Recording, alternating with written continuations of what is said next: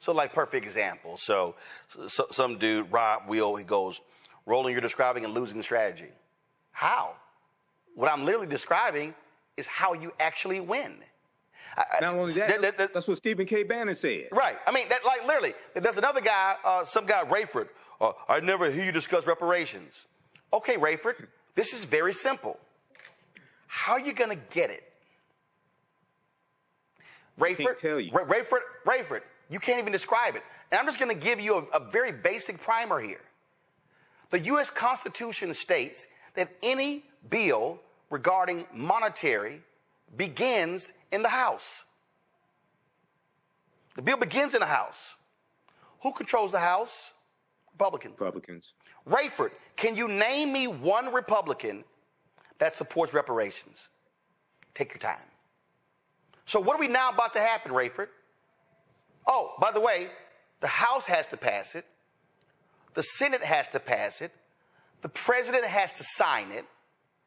And then it's going to be challenged in the courts, which means it'll go to the Supreme Court. Right now, Rayford, there's a 6-3 conservative majority on the Supreme Court. So, Rayford, please tell me how you're going to get it. But here's the other deal, Rayford. For some of y'all out here who keep saying, I ain't voting till I get it. Let me help you out here, Rayford. The folks who win are the ones who vote on it. So therefore, if you don't elect enough people in Congress, on the House side, on the Senate side, to accept your position, you're never going to get it. And if you don't elect the person in the White House who accepts your position, you're not going to get it. So again, please tell me how you're going to do it. See, that's why some of y'all just throw some stuff out. Yes. And y'all just like, why this ain't happen? I ain't doing this until I see it happen. It's not going to happen if you don't vote, because the people who get elected are the ones who voted up or down. Yeah. Can I address that, Roland? Yeah. I actually did Go ahead. I actually did a presentation for the Detroit Reparations Task Force, and they asked me to do it. Okay. Most people that talk about reparations, and I may step on some toes, but I really don't care. Most of them don't understand reparations. Okay. The root concept of reparations is to repair damage that was done.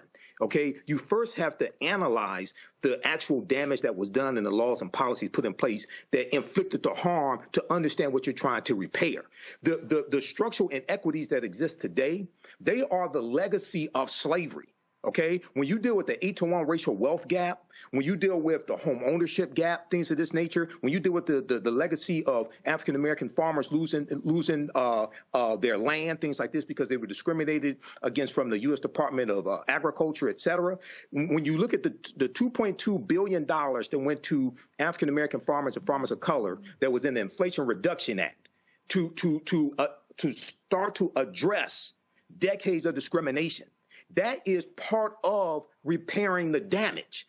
No Republicans in the House or the Senate voted for the Inflation Reduction Act. Okay, so you have to understand how to attack the structural inequities that exist today, and put laws and policies in place to do that. Just thinking that you're going to get cash payments or get 27 trillion, whatever the hell number you want to put on it, that's not going to happen. Because also, when you study Title VI of the 1964 Civil Rights Act, Section 601, non-discrimination and federally assisted programs, race-based policies are illegal at the federal level. So thinking that you're going to get massive cash payments, trillions of dollars for the descendants of African Americans, that's not going to happen. It's not going to pass the House. It's not going to pass the Senate. You need 60 votes in the Senate. No Republicans support reparations, okay? Then if somehow it does pass and get signed into law, it's going to be overturned by a 6-3 conservative Supreme Court. So people really have to understand the process of how to repair the damage that's been done. But a lot of this stuff out here, and I'm just going to be honest, I don't care who doesn't like it, a lot of people are pimping reparations, and they're preying on black people's emotions out here. Now, you do have a lot of African Americans, I know them, who are very sincere and that they've been involved in the struggle for decades. But you also have some reparations pimps out here as well. You got to be able to distinguish the two. Visit our website, AfricanHistoryNetwork.com. $ the AHN show through Cash App. When you scroll down the page, you can support us. This helps us keep doing the research, pay the bills, pay when I have to travel, because I'm in Washington, D.C. right now. It was Roland Martin's live election night coverage last night. And we were on for 7:30 a.m., 7:30 p.m. to about 3 a.m. Wednesday morning. $ the AHN show, SHOW. These other ones are fake African History Network Cash App accounts I'm still trying to get shut down. If you learned anything today, if you like this type of information, you can support us, $5, $10, $15, $25, $100, whatever it is that supports us. Here's the QR code here. Here's the link for PayPal, and register for my new 12-week online history class. Starts up Saturday, November 9th, 2024, 4 p.m. Eastern Standard Time. Ancient Kemet, one of the original names for Egypt, the Moors, and the Ma'afa, understanding the transatlantic slave trade. We deal with thousands of years of history and what leads up to the transatlantic slave trade taking place. And you can download the lesson plan right here. I do a PowerPoint presentation. We have book references, articles, video clips, over 200 slides, 800 to 100 articles we reference. I'll show you everything on the screen, even the excerpts of books. So you don't have to buy any of these books to follow along in class, but you can if you want to. And we have show you extras with interviews I've done from historians like Professor Janie Small, Professor Kabahai Walker Kamenei, Tony Browder, Runoko Rashidi, and more. All right, remember, right now is correct. Wrong behavior is not over till we win. Wakanda forever. And we'll talk to you next time. Peace. Thanks for tuning in. We're going to get through this. These next 4 years are going to be hard. The House of Representatives, Democrats may take the House if we'll see they're still tabulating. If they take the House, Hakeem Jeffries is going to be the Speaker of the House of Representatives, first African-American Speaker of the House of Representatives. That means Democrats will be able to block bills that harmful bills that Republicans are trying to get passed and signed into law, because they can block them in the House. But this is a devastating result. And a lot of these people that think Trump is going to be good for the economy, he's going to tank the economy. He's going to tank the economy because he didn't build a good economy the last time. Right now, it's correct. Wrong behavior is not over till we win Wakanda forever. We'll talk to you next time. Peace. All right, how's everybody doing today? All right. So I'm Michael Imhotep, founder of the African History Network, host of the African History Network show. I'm a talk show host, researcher, lecturer, writer, and historian. Some people listen to me on 9:10 a.m. Superstation WFDF for 7 years, or see me on Roland Martin Unfiltered every Friday. So I've been asked to do a presentation dealing with the case for municipal reparations, Okay, and you can come see me at the end. If you need any of my information, I got flyers specially made up for you all today. All right, now, what I want to do in this presentation, hopefully everybody can see, is briefly, this is only 30 minutes. These are some key points that I want to deal with in this presentation. I speak across the country. I've spoken on multiple platforms dealing with reparations, including the California Reparations Task Force final report that came out June 29th, 2023. We'll briefly look at defining what reparations is, defining specifically with specificity what municipal reparations are, which is different than just general reparations, and why municipal reparations are a good option. But municipal reparations does not absolve the need for reparations at the federal level. We need both. What was Michigan's history of slavery? And that's important to understand, because even though slavery did exist in Michigan up until 1837, Michigan was not Mississippi or Texas or Tennessee or Alabama, if you actually study the history. So it's a lot of things that happened after slavery ended in 1837 in Michigan, especially Detroit, that we definitely need to repair the damage of as well. Why did Michigan have such few slaves in comparison to Mississippi and Texas? Who has never heard of the Northwest Ordinance of 1787? Raise your hand. You never heard of the Northwest Ordinance of 1787. This is why it's important to understand history and law. And I spoke last Saturday for Phi Beta Sigma Fraternity Incorporated, my fraternity, Zeta Phi Beta Sorority Incorporated, our Black History Month celebration. And one of the things I talked about is history, economics, law, and politics. We have to understand all four: history, economics, law, and politics. I'll mention briefly the California Reparations Task Force. I'm going to give you some sources in this presentation for you to do more research. Proper documentation ends all conversation. I tell people, you don't have to believe a word that I say. Go research this for yourself. Okay. You don't have to believe me. In Detroit's history of racism against African Americans. Okay. Now, when we look at this historically, the term reparations did not apply to slavery. Historically, when we talk about reparations, it was a levy on a defeated country, forcing it to pay some of the war costs of the winning countries. Reparations were levied on the Central Powers after World War I, 1914 and 1918, to compensate the Allies for some of their war costs. They were meant to replace the indemnities which had been levied after earlier wars as a punitive measure, as well as to compensate for economic losses. After World War II, 1939, 1945, the Allies levied reparations principally on Germany, Italy, Japan, and Finland. If we advance in history later, the meaning of reparations became more inclusive. It was applied to payments undertaken by the Federal Republic of Germany to the state of Israel for crimes against the Jews in territory controlled by the Third Reich, the Nazis, and to individuals in Germany and outside it to indemnify them for their persecution. The term was also applied to the obligations of Israel to the Arab refugees who suffered property losses after Israel's victory over the Arab states in 1949, okay, when they set up the state of Israel. If you go to Britannica.com, they have a good article there. This is just a summary of it. Reparations at Britannica.com. Now, when we talk about reparations for African Americans, especially from the federal level. Okay. Just a working definition. This is not an endorsement of one organization over another, because I don't belong to any of them. But the National Coalition of Blacks for Reparations in America, better known as NCOBRA, defines reparations as a process of repairing, healing, and restoring a people injured because of their group identity and in violation of their fundamental human rights by governments, corporations, institutions, and families. At the root of the term reparations is the concept of repairing the damage that was done to someone, making them whole again, restoring them to a position before the damage was done. Okay. And as I explained to people, it's important for us to actually study what actually happened as opposed to what we think happened. Because when we get deep into this, like if you read the 74-page executive summary from the California Reparations Task Force, their final report released June 29th, 2023. I've read the 74-page executive summary. I'm going through now reading the 1,000-page report. The history is mind-boggling. It's a wonder we survived. Okay, what was actually done to us and how law from the state and federal level and the federal government were used against us to continue to inflict the harm today. Now, those groups that have been injured have the right to obtain from the government, corporation, institution, or family responsible for the injuries that which they need to repair and heal themselves. In addition to being a demand for justice, it is a principle of international human rights, As a remedy, it is similar to the remedy for damages in domestic law that holds a person responsible for injuries suffered by another when the infliction of the injury violates domestic law. Okay. Examples of groups that have obtained reparations include Jewish victims of the Nazi Holocaust, coming from Germany, reparations primarily coming from Germany.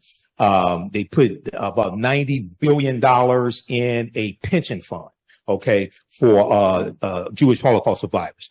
Japanese Americans interned in concentration camps in the United States, basically 1942 to 1945, $1.6 billion was set aside and passed Congress in 1988. And they had a 10-year window from 1988 to 1998 to apply, and they got $20,000 each. Now, contrary to popular belief, this did not apply to all Japanese Americans. This was only issued to approximately 82,250. If you want documentation on that, I have it.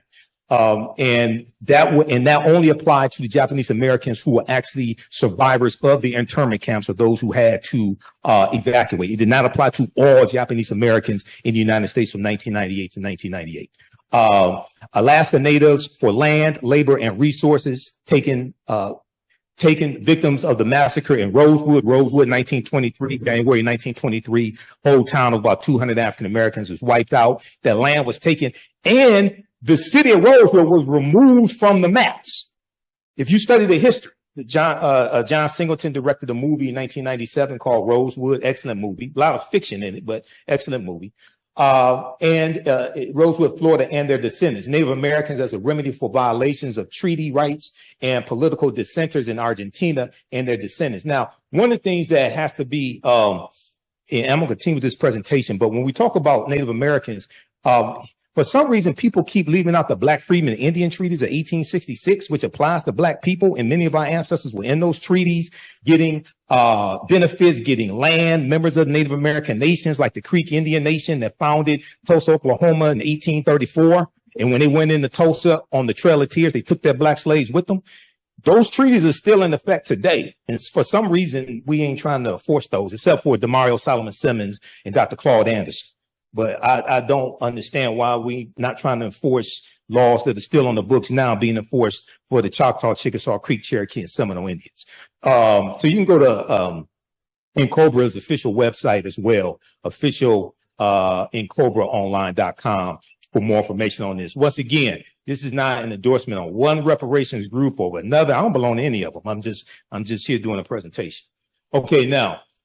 What are municipal reparations? Now, part of the confusion dealing with municipal reparations is probably one, because it's so new, and the city that led the way for municipal reparations at the city level would be Evanston, Illinois in 2021. I know Robin Ruth Simmons. I just interviewed her for the second time on the African History Network show Monday.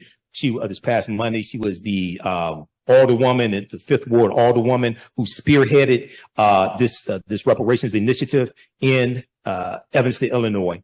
Municipal reparations deals with using policies, ordinances, etc., at the local city level to repair the city damage of discriminatory policies the city used to inflict harm upon a specific population. Generally speaking, the municipal reparations deals with a city repairing the damage that the city is responsible for doing, okay, throughout history. The cities across the country don't have the resources to repair the damage that the federal government did. But oftentimes they can repair the damage, or at least some of the damage that the city is responsible for, based upon laws and policies put in place. Municipal reparations deals with the city repairing the damage the city was responsible for causing, not repairing the damage the federal government was responsible for. Okay, now, one of the problems that causes confusion with municipal reparations, and I'm not one that really advocates, this may go outside the covers of some people's awareness, but I'm not one that really advocates using the term reparations a lot, and I'm going to explain why. Okay, especially in this climate, in this country, with the attack on diversity, equity, and inclusion, with affirmative action and college admissions just being overturned by a 6-3 conservative Supreme Court that Donald Trump put in place. Okay, with what's going on down in Florida. Okay, you know, I liken it. Let me calm down. I liken it to this. Has anybody ever studied the history of slavery in this country? Raise your hand. I'm not going to give you a quiz. Just raise your hand. Who wants to answer this question? You don't have to come to the mic. Why did most slaves who run away at nighttime and not in the daytime? Don't everybody answer the question at the same time? Why did most slaves who run away at nighttime and not in the daytime? They don't get caught. Huh? They don't get caught. Yeah, they knew they had a better chance of getting away. Yeah. Run away in the darkness. Yeah. Okay.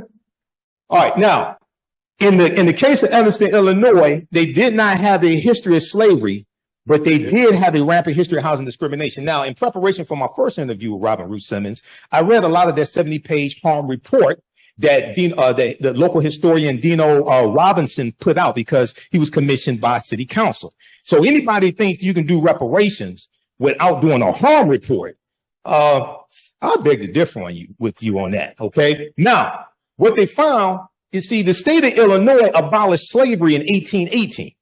Okay. Different states abolished slavery different times. Michigan abolished slavery in 1837. And I'm going to get into this presentation. Michigan didn't have tens of thousands of slaves. 1837 at best, Michigan had probably about 23.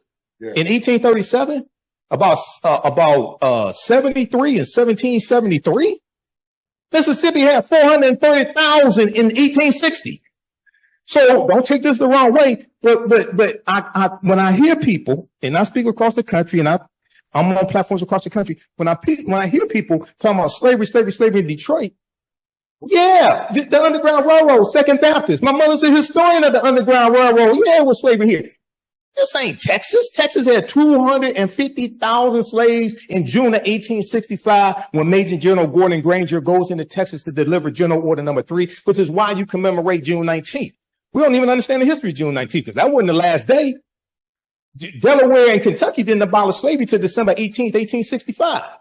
Tennessee didn't abolish slavery till February 22nd, 1865. So Juneteenth is not the last day of slavery. And the Emancipation Proclamation didn't free the slaves either. That's another conversation. All right. Now, reparations and any process for restorative relief must connect between the harm imposed and the city. Not what you think happened, but what actually happened, the harm imposed and the city. The strongest case for reparations by the city of Evanston is the area housing. Why? Because Evanston wasn't founded until 1853. Evanston was founded after slavery ended in 1818 in Illinois. Evanston, Illinois did not have a history of slavery. And I heard all these reparations people running around talking about that's not reparations for slavery. You're right, because they don't have a history of reparations for slavery. They don't have a history of slavery. Evanston is a city of 60,000 people. The black population is 16% and declining. A city is not going to try to repair the damage that the city wasn't responsible for creating.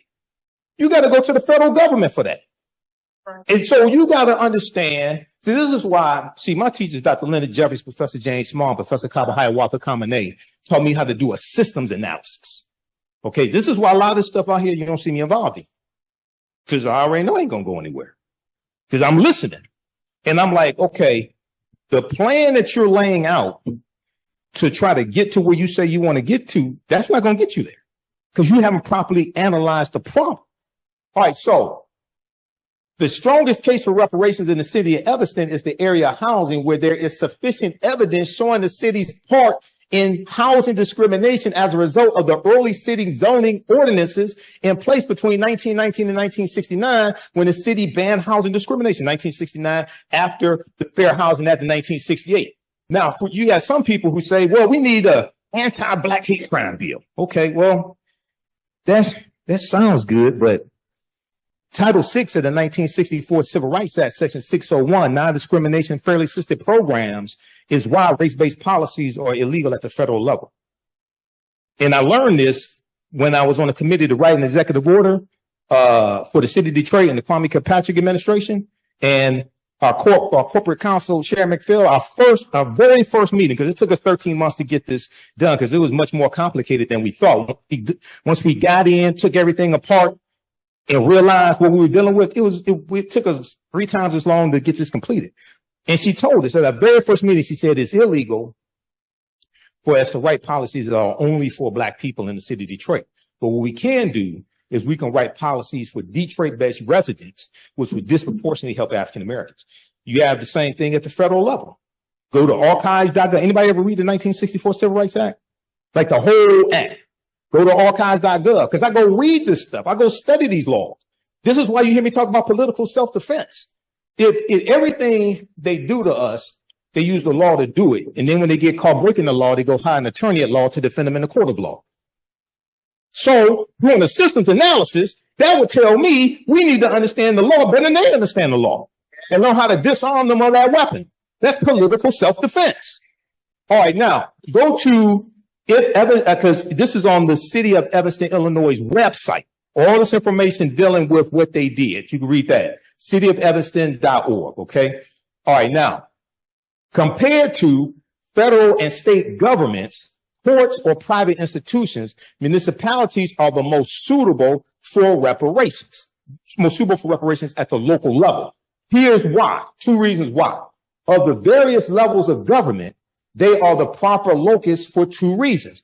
First, as Howard University political scientist Dr. Nyambi Carter explains, and I know Nyambi, we've been on Roland Martin Unfiltered together before. She said there is a political will for reparations present in municipalities at the locals in the cities that is absent at the gridlock state and federal level. So the first thing you have to understand in doing a systems analysis is what is needed to advance what you say you want. How many votes are needed? How many votes does it take to get a bill passed in the House of Representatives? Who can tell? Don't everybody speak at the same time. Who can tell me? 218. Bomani got it. All right. I got a prize for you at the end, Bomani. All right. Now, in the House of Representatives, unless it's a bill that qualifies for the budget reconciliation process, or unless you're dealing with judges because of what Mitch McConnell did to the Senate, how many votes does it take to get a bill passed in the Senate? Page 60. Okay? No Republicans in the Senate support reparations. So how you going to get a reparations bill passed? No Republicans, not even the black one, not even Tim Scott supports reparations. He was the first one that came out and said he wasn't voting for it. And none of the black Republicans in the House of Representatives support reparations either. So how you going to get it passed? Okay. I'm going to tell you how you get it passed, but hold on. Let's continue. Now, Dr. Nambi Carter said, it's really local activists and local actors, members of city councils who are empowered in ways in their small communities to do things and to act outside of what the state would do and even the nation would do. Dr. Nambi Carter, how you doing, brother? You all right? All right. So at the local level is where we have more power. At the local level is where we have, so in the House of Representatives, there are 435 members in the House of Representatives. There's, we make up only about 12% of the House, and we make up 3.5% of the Senate. And I say 3.5% because half the time Senator Tim Scott don't act like he's black. So you get, so that's what you have in the Senate. Okay. But across the country, our city councils, 60, 70, 80%. Okay. Now, the reason why they're in place is because African Americans organized and voted and put them in place. And many of them, like in the city of Detroit, saw that because black people were harmed by policies from the city of Detroit, it was their duty to use their political power to do something about their harm. Now, if you're black and you get elected and you don't do anything to help the people who put you in office and repair the damage, then what the hell good are you? Okay. So that's why at the local level for municipal reparations, there's more power, and that's why there's been more movement. That does not mean we don't need repairing of the damage from the federal level. That means you're going to have to use another strategy, and it's not going to happen anytime soon. Okay. Now, by contrast, former U.S. Representative, the Honorable John Conyers, introduced a reparations bill in every session of Congress from 1989 until his passing in October 2019. But these bills never came to a vote. The farthest H.R. 40 has made is out of a House subcommittee. And that was in like 2021. That's the farthest it's gotten. And although President Biden indicated his support for a reparations commission, any sudden action is unlikely. If you read the 1,000-page California Reparations Task Force, please don't take this the wrong way. We don't need another study. Okay? You know who was that? Tina Turner had that song, You Don't Need Another Hero. Look, if you read that, you don't need another study because we're going to get studied to death. Okay? Now, I'm talking about at the federal level. You don't need enough study at the federal level. Each municipality needs to do a harm report about what specifically happened in that city. Okay, now, this federal reluctance isn't entirely lamentable. Although local policymaking is often undervalued, decisions made closer to home can have larger impacts on Americans' everyday life than decisions made in Washington. That doesn't mean what happens in Washington is not important. It's extremely important. But at the local level, we have more control and more ability to use that power to bring about solutions to help everyday African Americans. Ashay? All right, now, the second reason Dr. Nambi Carter lays out, political scientists. Municipalities provide the opportunity for community-centered reparations that other levels of government do not. A local approach allows for powerful, close-to-home storytelling, enabling greater understanding of connections between past and present. In turn, this animates the development of thoughtful, conducive reparations. Additionally, municipalities can solicit input more easily from community members and encourage their involvement. Okay. Now, a municipality-based approach allows for accessibility and proximity between government and beneficiaries once the policy is in place. Such a plan can more effectively empower the community and enable rebuilding relationships with perpetrators of the injustice if you want to rebuild those relationships. Now, so for more information, read this. This is a good report here. This is by Brooks Simone, University of Michigan Law School. It's called Municipal Reparations, Considerations, and Constitutionality. That's on pages 350 to 351. Part of the confusion is, and I searched online for hours trying to find a working, clear definition of municipal reparations. And I'm still searching. So when I graduated from Wayne State's Business School in 1994, okay? One of the things we learn is that it's very hard to solve the problem when you can't define what it is that you're trying to achieve. Okay. So the first thing, even though I knew what I wanted to put in this presentation, the first thing I had to do was come up with a working definition of what municipal reparations is. Otherwise, you're just shooting at a target you can't see. And then what happens is, just like how Republicans and conservatives hijack critical race theory, and critical race theory has existed since the 1960s. Okay. And they hijacked it and co-opted it and made it into what they wanted to be. Now, anything that deals with racism or slavery or anything like that, now they call that critical race theory, and then they attack it. That's why you have to clearly define what it is you're talking about. And see, that's why don't take this the wrong way, but see, that's why, especially on the national level, even here in Detroit, you have to understand right-wing conservative radio and right-wing cable news, Fox News. Fox News, that's the most popular cable news network. Now, if you watch it, you can say, you may say, how is this the most popular? These people are crazy. Well, look at the rest of America. It's representative, and they prey on fear. They help to spread the lies about what critical race theory is. Fox News. Okay. So one of the things I think in this city, across the country, we have to also develop better strategies on how we're messaging what it is that we want. And let me give you an example out of San Francisco, because I studied what happened in San Francisco. San Francisco Reparations Task Force, right? They released about over 100 policy recommendations. Somebody in the meeting, in the audience, said all black people should get $5 million reparations. No formula. It's not just $5 million. Okay. Now, if you go Google articles dealing with the California dealing with San Francisco Reparations Task Force and their policy recommendations, the $5 million made up 80 to 90% of the media coverage. Now, apparently nobody did the math. Because when I was on Roland show and Faraji Muhammad show, The Culture on the Black Star Network and the African History Network show, I broke down the math. There are 50,000 African Americans in San Francisco.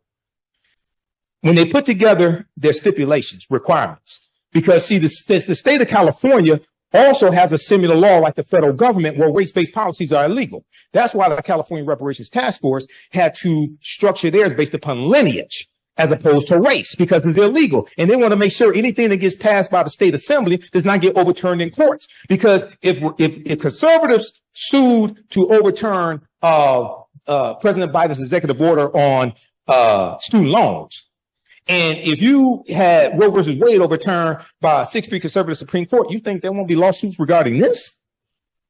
Absolutely. When I talked to Robin Ruth Simmons 3 years ago, she said the way they structured it coming out of Evanston, it was structured to be able to withstand lawsuits, because she said they knew they were coming.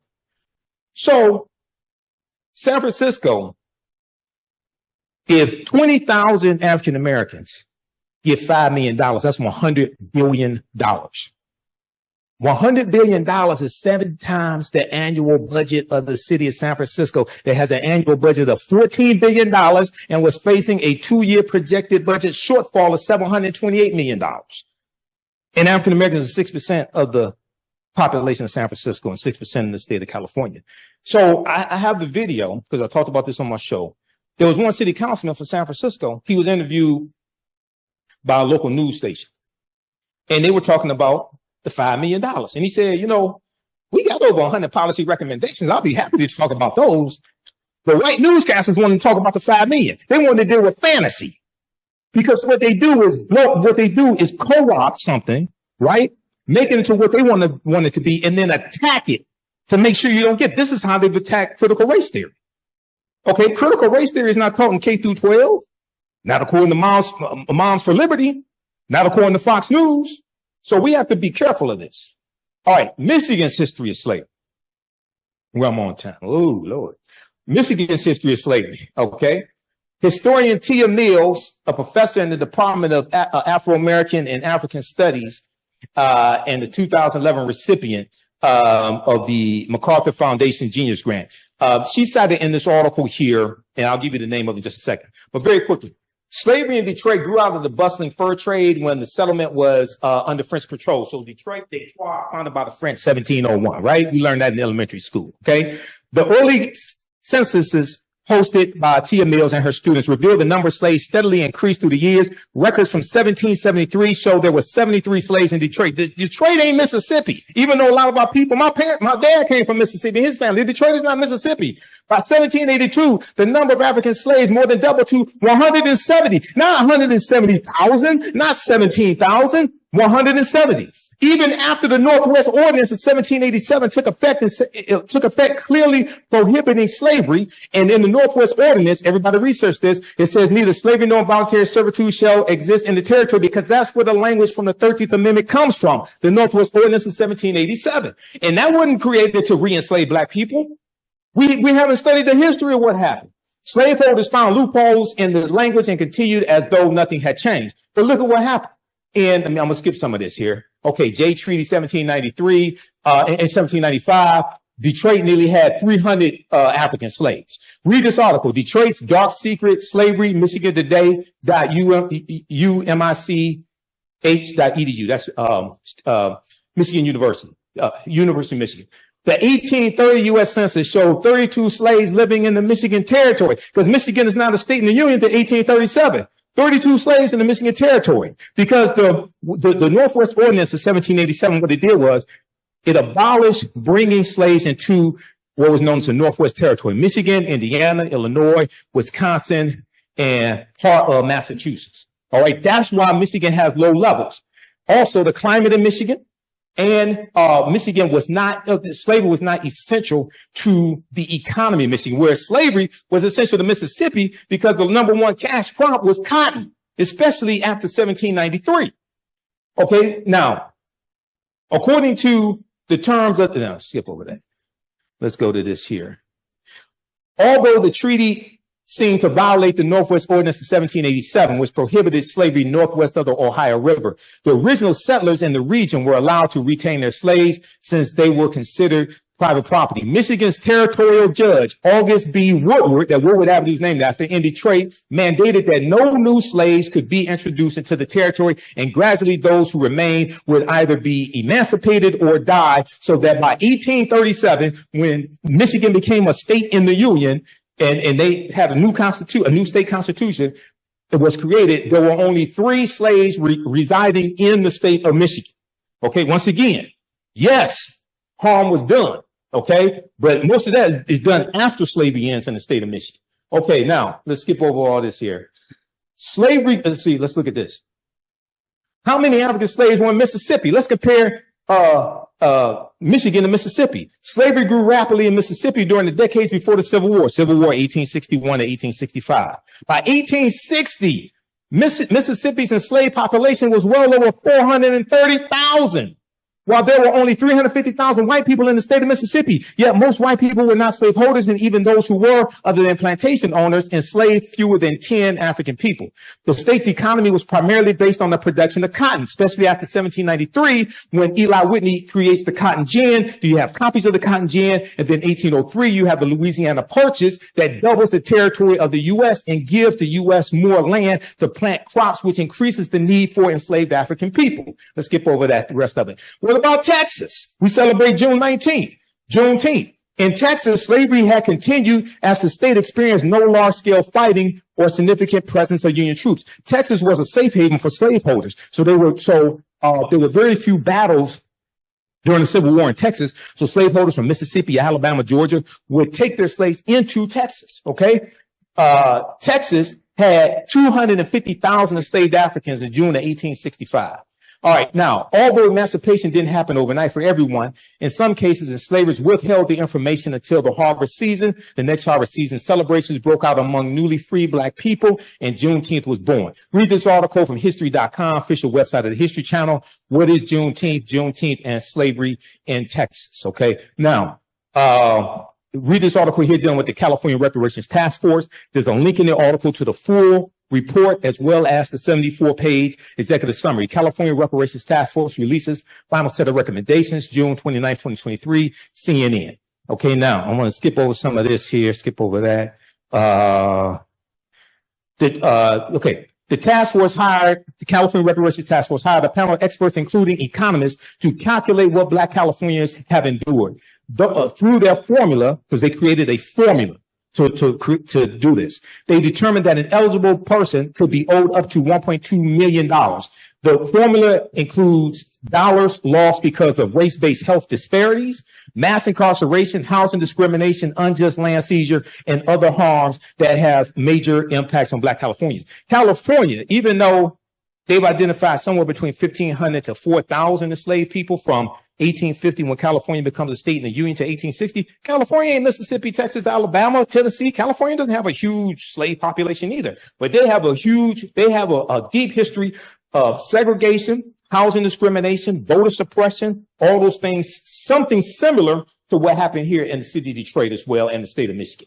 This is at archives.gov, Title VI of the 1964 Civil Rights Act, non-discrimination fairly assisted programs, which is why race-based policies are illegal at the federal level. Now, some people say we need an anti-Black hate crimes bill. Well, first of all, the first hate crimes act in the history of this country was signed into law in 1968 by President Lyndon Baines Johnson as part of the Fair Housing Act. And it's part of the modern day civil rights movement, largely for African Americans. Okay. Secondly, people forget somehow the Emmett Till anti-lynching bill, which was the first anti-lynching bill in 122 years. This is Representative George Henry White in 1900, who's the only Black man left in Congress. Okay. Presented the first anti-lynching bill. Okay. Now, there's a good article from NBCnews.com that talks about local reparations as well. Reparations gained historic momentum in 2023 because of California's efforts. Read that at NBCnews.com. Now, here's why I don't use the term reparations for what we want. 2/3 of Americans are against reparations. There's a Pew Research study that was done in 2021. Read this article here, Associated Press, apnews.com, February 24, 2023. Japanese Americans want redress, fight for Black reparations. Because you have some Japanese Americans who were siding with African Americans to get some type of redress restitution. Only 30% of U.S. adults surveyed by the Pew Research Center supported reparations for slavery in some way for descendants of formerly enslaved people, 77% of whom were Black Americans. Surprise, surprise, surprise. Support among Latinos and Asians were 39% and 33% respectively. And white Americans had the lowest rate of support at 18%. I think a lot of them watch Fox News. All right. Now, one of the things that has to happen, yes, you have to have a harm report. That is extremely important. But two, focus, and I deal with this in my presentations, focus on present day structural inequities as opposed to just focusing on slavery, because present day structural inequities are the legacy of slavery. You have to deal with the laws and policies that were put in place that brought you to where you are and inflicted the harm. You can trace that back to slavery, Jim Crow, segregation. But many people mean well, but when I hear people just keep talking about slavery, slavery, slavery, I'm like, have you studied history from 1865 to like 2024? And what was put in place? Show how these policies are beneficial for everyone, not just African Americans, since most of the people that got a vote on this, especially at the state, in the state legislature, okay, at the federal level, most of the people got a vote on this are not African Americans. So when you can show how these policies are also good for Americans, because policies that are good for African Americans are good for America in general, period. Okay. Now, last piece of evidence. Read this here, and I'm going to sit down and shut up. Okay. All right. Now, California Reparations Task Force, unprecedented. They lay out unprecedented reparation, unprecedented history of 150 years of anti-Black harm. Okay.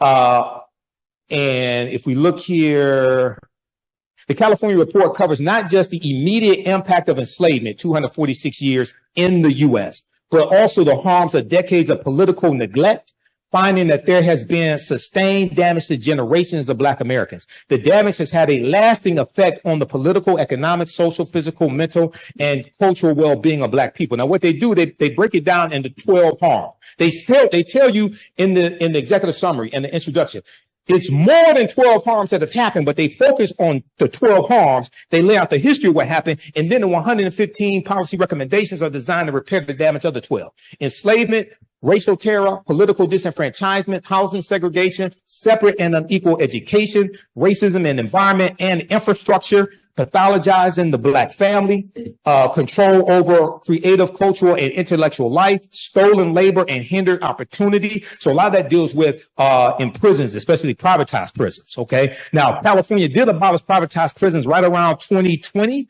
Okay. That passed the state legislature and signed into law by Governor Gavin Newsom. 10, an unjust legal system. 11, mental and physical harm and neglect. 12, the racial wealth gap.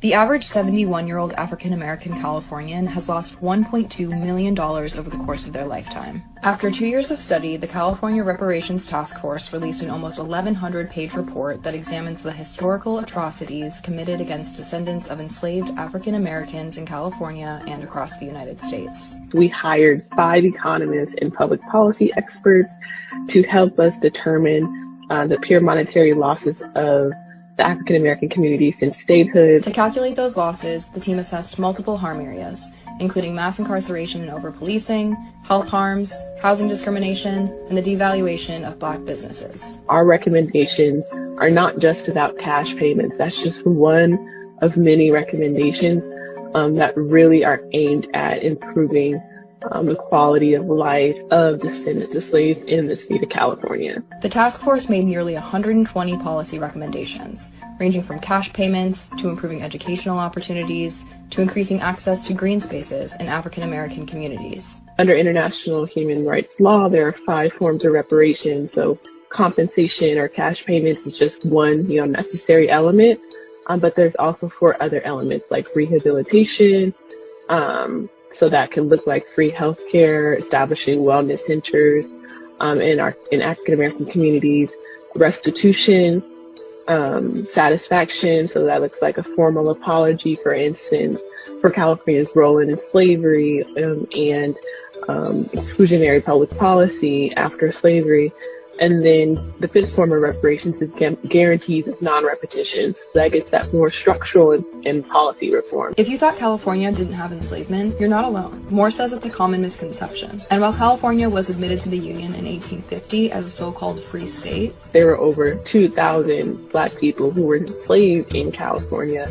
And California also enacted a fugitive slave law that was actually much more aggressive than the federal fugitive slave law that was on the books at the time. So how do Californians know if they could qualify for the reparations recommended in the report? It's not a race-based standard, but it's a status or lineage-based standard. That means those considered eligible are people directly descended from an enslaved African American or a free Black person living in the U.S. prior to 1900. Reparations is a sacred political project. It started with those who were actually enslaved. Even during slavery and even, after emancipation, there's been a long line of activists who have been working tirelessly for reparations for African Americans, particularly those who are descendants of enslaved people. The centuries-long fight for reparations has been fought in the face of what the task force describes as an ongoing genocide. When we're talking about the elements of genocide, we're talking about, the killing of members of a group, preventing the birth of members of the group, deliberately inflicting serious bodily harm against members of the group, or mental harm. So we look at, for instance, the average African American Californian who's descendant of slaves have a 7-year life expectancy gap between them and white Californians. That's due to, unequal funding of medical facilities, epigenetic trauma due to enslavement. We're talking about the Black maternal health rates, Black infant mortality rates, Black women and girls, lead in those areas as well. So we make several different arguments in terms of how historically and presently those who descend from slaves are ongoing victims of a genocide. albeit slow and protracted. So the question remains, will lawmakers take action to follow the policy recommendations in the report? I am incredibly hopeful that state legislators will do the right thing and study our report with an open heart and mind, and by the end of 2024, early 2025, you'll probably see some reparations legislation being introduced by the state. Okay, now, Detroit's history of racism. If we look at 1930, the housing crisis, African Americans in the city of Detroit was systemically shut out of the housing market due to structural racism. Redlining played an integral part in the housing crisis. 1940, 80% of Detroit residents abided by racial covenants. So that was written into the deeds of homes that the homeowner could only sell that home to non-African American people, non-Negroes, white people. Okay, and that locked us out, many of us, from buying homes and accumulating wealth through the increase in the value of the home. Okay, now, 1943 race riot, June 1943, during World War II, up and down Woodward Avenue. 1943 race riot, I-375, removal of Black Bottom, sanctioned police brutality. 1967 rebellion. That wasn't a riot, that was a rebellion. And we have rebellions all across the country.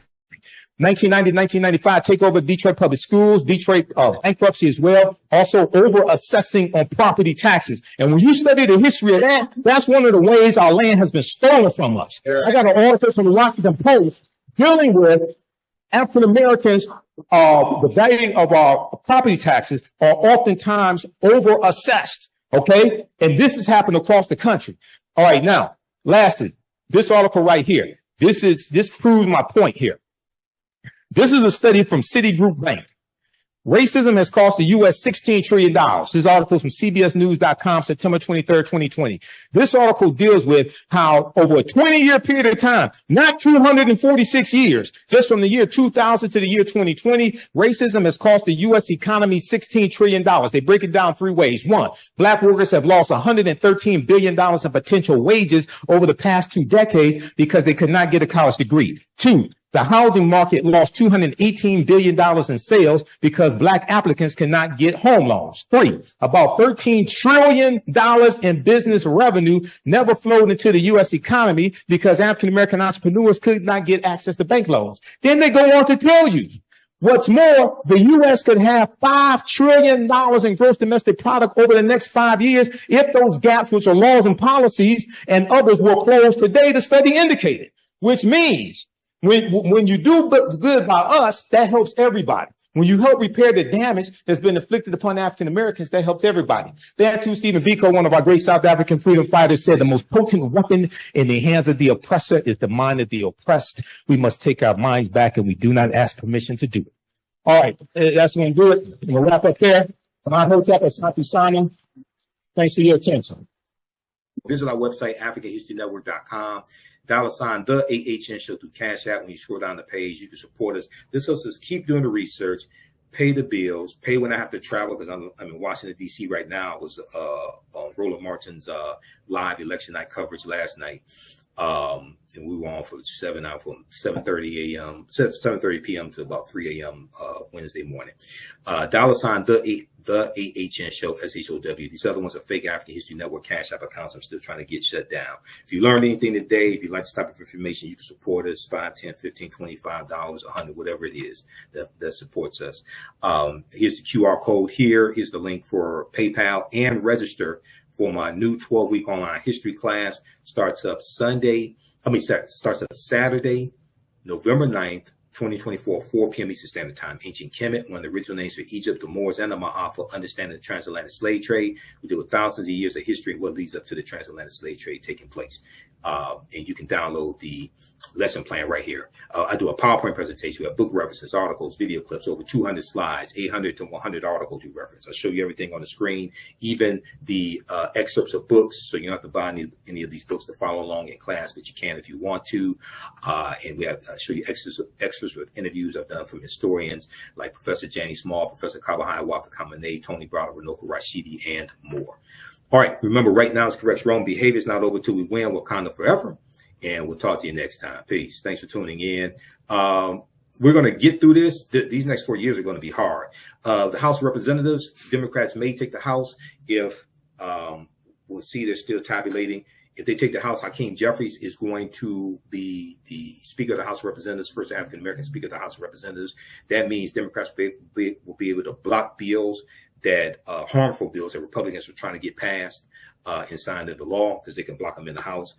But this is a devastating result. And a lot of these people that think Trump is going to be good for the economy,